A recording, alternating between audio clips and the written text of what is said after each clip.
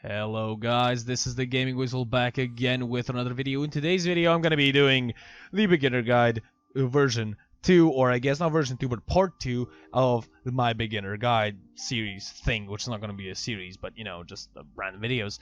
Now, I'm going to keep this one plain and simple like the first one, talking about stuff that, you know, new players want to know about and talk about. So yeah, one thing that I wanted to note, I see a lot of you guys are not subscribed.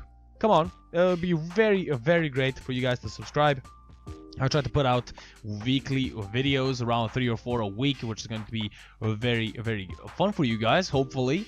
And I do try to help out newer players in game, or if it's on YouTube. So yeah, if you want to see more content from me, definitely subscribe. There's going to be loads and loads of it.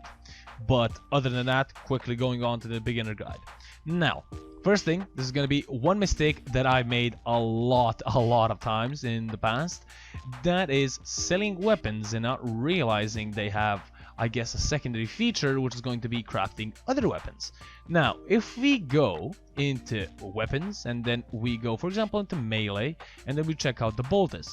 And then you see, okay, it requires the bolter and the cronin. Oh, I forgot I sold my bolter. That means you're gonna have to wait an extra 12 hours for it to craft. So, every time you buy a weapon, you level it up, always check if it is, I guess, an alternate crafting recipe with that weapon. So, I guess, just try to go through the market and then see if it has a different crafting recipe. Now, if you do not have the space, as I didn't have in the days long past, honestly, just sell it. But you know, just check out some weapons that you might think that it actually requires it. I don't honestly think it says it in the codex, but let's check it out together. I haven't checked out the codex in a while, so let's say we go to the bolter. And yeah, it doesn't say it here, but you know, just go into the Warframe market and check it out. It will probably be listed there, so always keep that in mind. One thing is every weapon with the Ak prefix, so Akarius or the Akfiris, which is without the K, or the Aklato, every single one of these needs 2 of the weapon, or I guess the base weapon, except the Aklato that is just using by credits. You can buy with credits. But for example, the Jagara, it requires the Bolto and the Dulskano, so keep that in mind as well. You have the Magnus, which requires 2 Magnuses. So every single one of these is usually going to require 2 versions of its base, or I guess single-handed weapon. So always keep that in mind. Another thing that I would recommend is you do your quests, because quests will reward you with Warframes, some will reward you with weapons. You know, they will, I guess, open you up even easier to the Warframe lore and what's going on, what's happening. Most of them do reward quests, and some of them reward you with pets as well. For example, let's say you want to get the Limbo Warframe, you go into the Limbo Theorem, you need to complete that one. To get Chroma, you need to complete the New Strange. And then, for example, Mirage and Hidden Messages. Chains of Hero is his blueprint, at least, is in this quest, which is honestly one of the best quests in the game, in my personal experience. And for example, Sons of Naros, same goes with that, and the Glass Gambit and stuff like that. So doing quests is gonna be very good and eye-opening for you guys. You know, it's gonna explain some stuff that honestly I can't really go into. So yeah, just keep that in mind and do those quests. You don't really have to rush with them, but you know, taking a slower pace will be very great. Now, another thing, I would prefer you join a clan as soon as possible. I know I said this in my first video, but just for you guys who haven't seen it, join a clan. A clan is going to be very good. You're going to have access to weapons, to a lot of crafting, I guess not materials, but recipes. And also you'll be allowed to trade. Now, of course, you can go, if you don't have a clan, or you just can't really find one, you can go to Maru's Bazaar, which is on Mars, and then go there and open up a trading by holding your Q button and then just starting, I guess, a trade. So keep that in mind. That is also another thing that you can do. And also, the more mastery rank the higher mastery rank you are, you can trade more. We'll talk about mastery in just a second. Then moving on to the codex and the wiki, I would prefer you use the codex and the wiki. Even I use the wiki at these times, but that's mostly it for YouTube videos and just double checking my facts so I don't say anything that's wrong. But the codex can really help you, realize what warframes and weapons do. For example, let's say you want to get Excalibur, we can check out his kit right here, what his abilities do, and also with the weapons, same goes with the weapons. Go here, then check out the stats of the weapon. Also, you can do that. You can check out what companions you have, the objects, relics, and stuff like that. So it's always really cool to go here. You can even go into training, which is going to be very, very useful for newer players. You can go into damage, crafting, and foundry, and you have a lot of these that you can test out and play out with yourself. You can go into here, which is missions, and you can check out virtually what the point of the mission is, which is going to be very, very useful for you guys that don't know what the point of the mission is.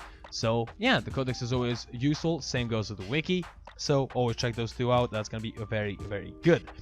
Now, another thing that I recommend is you go and check out my video on 4, I think, or 5 useful sites for Warframe. Now, they will be in the description below, but if you want them explained a little bit more in detail, I would prefer you go on my video where I explain what every single site does on of course, my YouTube channel. Now basically you have a marketplace, which is going to be very great for selling and buying items. You unlock trading at mastery rank 3, if I'm correct. I will just double check that. No, it's actually max rank 2, so keep that in mind. And of course, if you're looking for chat, or not a chat, a clan, you can always go here, recruit for a squad or clan here. There you go in the recruiting tab, and that is a place where you're gonna find a clan. Now, as I said, I talked about everything that I possibly can, towards that. Let's move on to syndicates. I would prefer you try and get your syndicates, at least 2 of them, to rank 5, because this is going to be a good daily source of platinum for you guys. Honestly, there's nothing really to purchase after you reach max rank, except, weapons or even maybe buying these scenes, but honestly, the Warframe augment mods are going to be the best source of platinum. These sell for 10 platinum each. Do not sell them under that. It's not worth it, believe me. Here you can, because you're gonna be, of course, rank 5 with the Syndicate, you're gonna be playing, you played a little bit of the game, you know what Warframes are useful, you checked out some builds on YouTube, and you know what augment mods are good. For example, Phoenix Renewal is a good one, Hollow the Reckoning, Pool of Life, Vampire Leech, Abating the Link, stuff like that, Eternal War as well. And let's check out another one, Calm and Frenzy. Slowly but surely, checking out what's useful is going to be very, very great and selling. And you can earn around not 300, sorry, but around 30 platinum per day, maybe 20. But that always is gonna be pretty good, having a daily Warframe platinum income.